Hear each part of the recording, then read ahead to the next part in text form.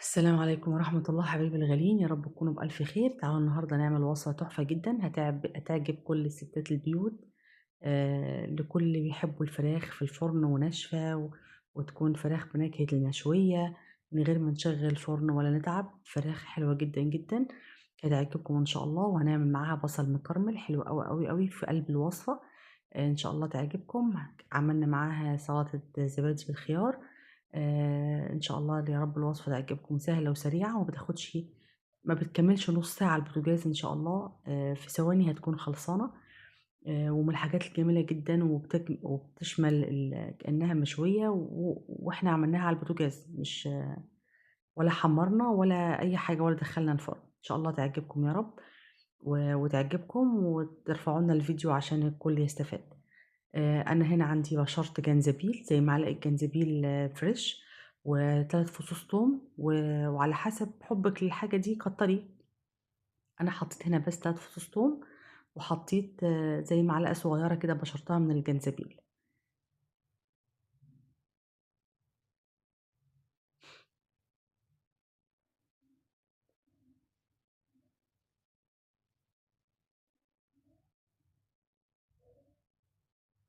عندي أفخاد الدجاج، هي أفخاد دجاج عندِك أوراق كاملة ممكن تقطّعيها على 2.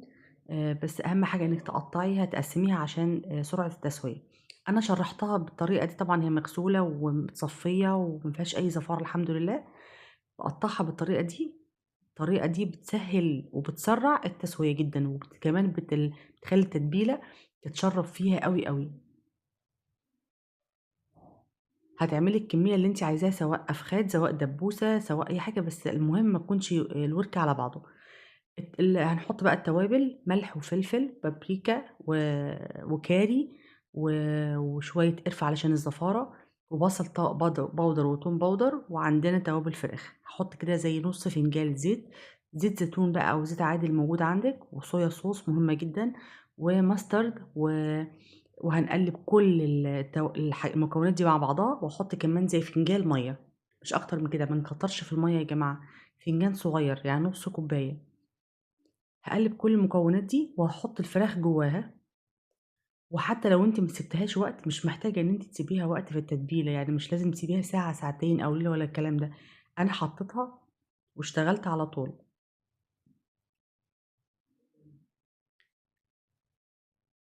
أنا بقى هنا أنا يعني باقول لِك إنِّك تكتّري البصل، لإن البصل طعمه تحفة جدًا، جدًا، حتى لو أنتِ ما لكيش في البصل أوي. البصل كان طعمه حلو أوي، أوي، واخد نكهة المكرمل، وكان تحفة جدًا في الوصفة دي. أنا هاجيب هنا طاسة، يعني أي مقلاية عندِك تكون واسعة وعميقة شوية، وأحط فيها طبقتين من ورق الزبدة، وهارُص الفراخ الأول. هارُص الفراخ واخلّي الجلد بتاعها في ال في ف تحت، واخلّي الوش اللي إحنا قطعناه ده لفوق. خلّي طبقة الجلد تحت عشان تتحمّر معايا. وهارُص كده وهاحاول على قد ما أقدر إن أنا ما ازنّقش أوي الأفخاد في بعضها، يعني أخلّيها مبحبحة. أنا عملت الكمية دي على طاستين. وأنا باقول طاسة مش حلة، لإن أغلب الطاسات بتكون إلى حدٍ ما يعني مش ألمونيوم، يعني بتبقى مثلًا تيفال أو سيراميك أو حاجة، فبتبقى عندِك ما بتلزقش أوي، تساعدِك إن الوصفة تنجح يعني. أنا كده حطيت كده الكمية دي، والباقي هاحطه في طاسة تانية، وهاحط على الوش البصل. هاحط البصل كده على الوش، هارصه عشان يستوي معايا.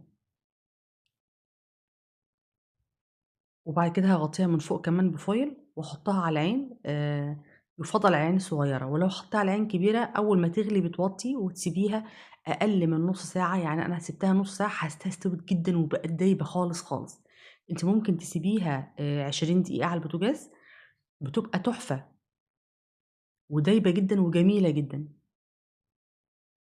ولإن إحنا التقطيعة اللي عملناها فيها بتسرّع التسوية بتاعتها، ما بتاخدش وقت في التسوية.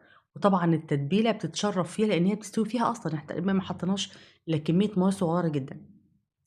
أهو البصل مستوي جدًا والفراخ مستوية جدًا، هي كده خلصانة خلاص.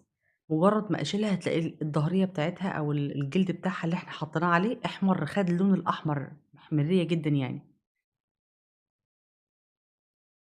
كمان هي ما تعتبرش مسلوقة لإن ما فيش فيها سائل خلاص كل حاجة نشفت فيها، الصوص بتاعها خفيف جدًا، فطعمها تحفة ونكهتها تحفة جدًا، وطعمها مضبوط جدًا، جدًا، تغنينا عن اللي يحب الفرن، ولكن مش متاح عنده إنه يشغّل فرن كل يوم. عملنا معاها سلطة الزبادي بالخيار، زبادي يوناني عليه رشة ملح، تحبي التوم المهروس طازة كده حطّي، أنا ما حبيتش صراحة ما حبيناش، فعملت بملح حطيت الجزر عفوًا حطيت الخيار مبشور البقدونس عليها أو الشبت عليها من فوق.